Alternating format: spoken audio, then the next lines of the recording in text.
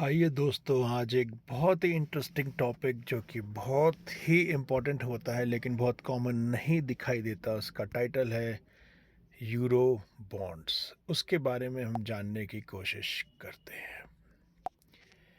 Euro bond की जब बात करें तो एक तरीके से ये बॉन्ड है जो कि एक डेट इंस्ट्रूमेंट की कैटेगरी में आता है, जिसके अंदर कोई भी कंपनी अगर पैसा उधार लेना चाहे तो वो पैसा उधार ले सकती है। लेकिन मज़े की बात यह है कि जब वो पैसा उधार लेगी तो वो अपने देश की करेंसी में न लेते हुए किसी दूसरे देश की करेंसी में पैसा उधार लेगी। So euro bond is a fixed income. Fixed income का मतलब जिसमें ब्याज रेगुलरली फिक्स देना होता है। डेट इंस्ट्रूमेंट, चूंकि ब्याज देना होता है इसलिए ये उधार वाला इंस्ट्रूमेंट है। Denominated in a different currency, अपने देश के लोग अगर किसी दूसरी करेंसी में दूसरे लोगों से जो देश के बाहर रहते हैं वहां से पैसा उधार लेंगे, then the local currency, then this bond is called as euro bond.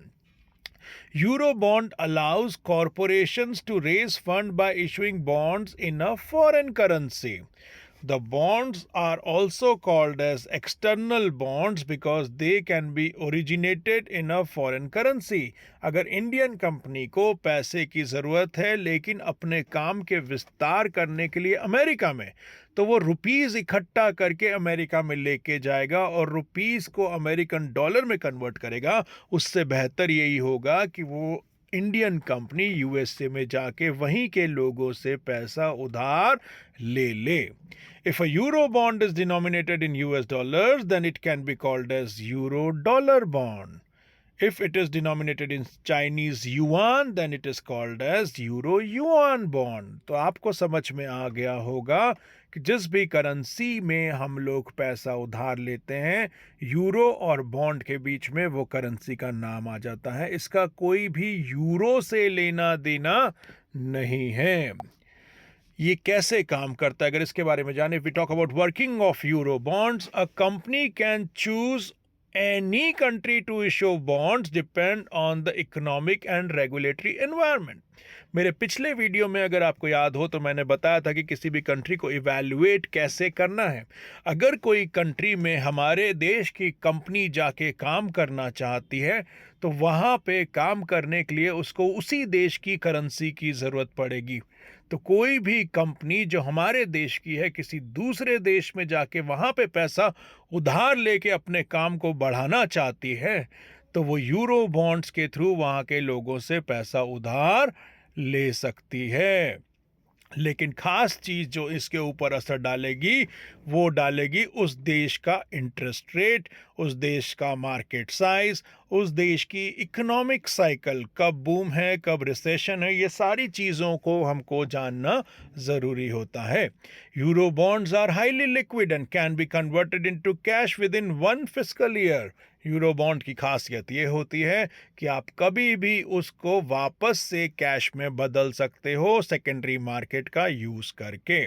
The categorization of euro bond is dependent on the currency in which bonds are issued.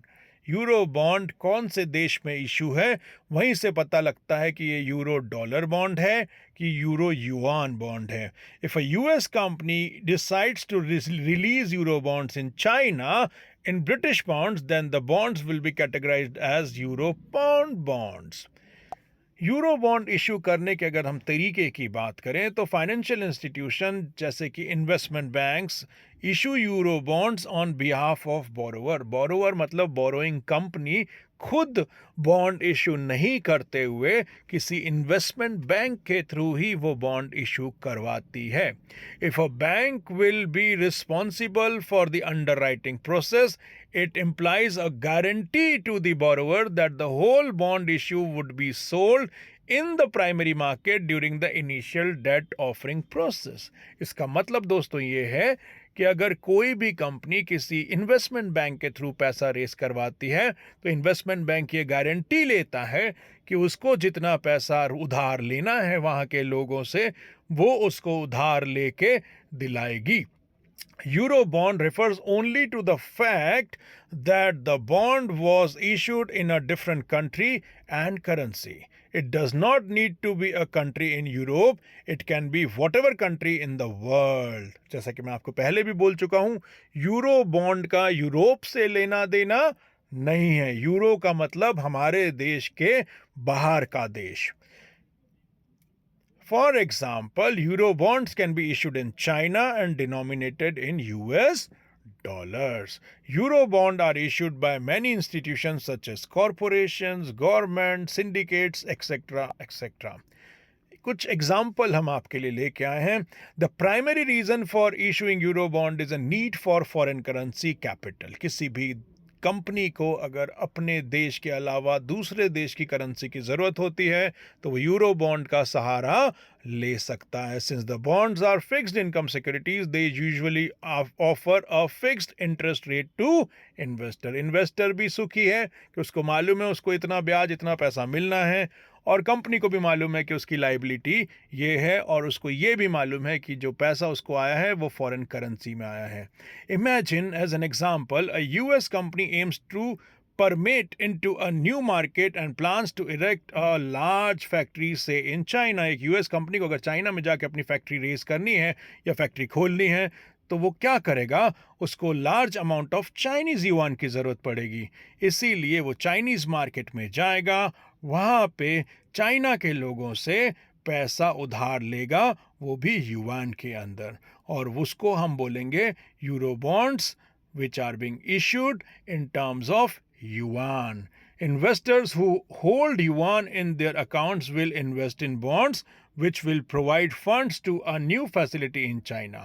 If a new factory is profitable, the cash flow will go to settling the interest to the US based bondholders. Issuers को जो फ़ायदा मिलता है उसकी बात करें जाए. Issuers का मतलब वे कंपनी जो उधार लेती हैं.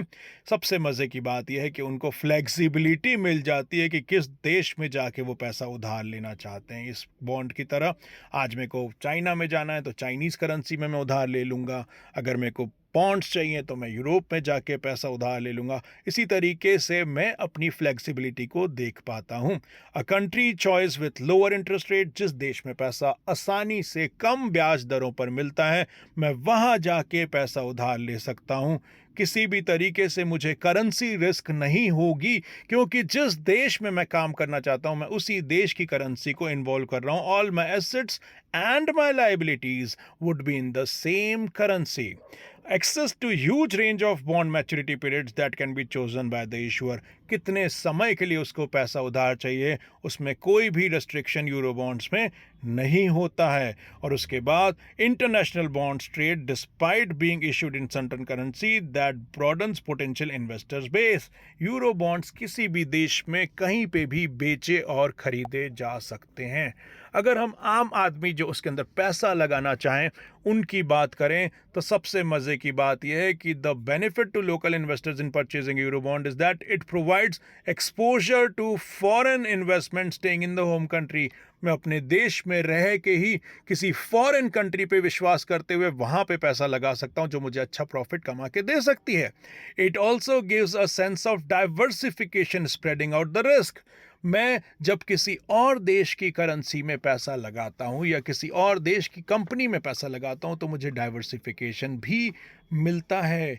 Euro bonds are cheaper with a small face value and are highly liquid. वो आसानी से काफ़ी सस्ते होते हैं और हम उसको कभी भी मार्केट में बेच के अपना पैसा फ्री कर सकते हैं. If euro bond is denominated in a foreign currency and issued in a country with a strong economy, then the bond liquidity rises. अगर इकोनॉमी स्ट्रांग है, लोग वहाँ पे जहाँ बिजनेस करते हैं वे बहुत विश्वास पात्र हैं, तो कभी भी आप अपना पैसा रिलीज करा सकते हैं. आपको कभी भी लिक्विडिटी की दिक्कत नहीं आएगी. तो इसी के साथ दोस्तों, ये यूरो बॉन्ड्स अगर आप समझ लिए तो एक नया फाइनेंशियल इंस्ट्रूमेंट आपके सामने तैयार है जिसको आप इन्वेस्टमेंट करने के लिए यूज़ कर सकते हैं. धन्यवाद.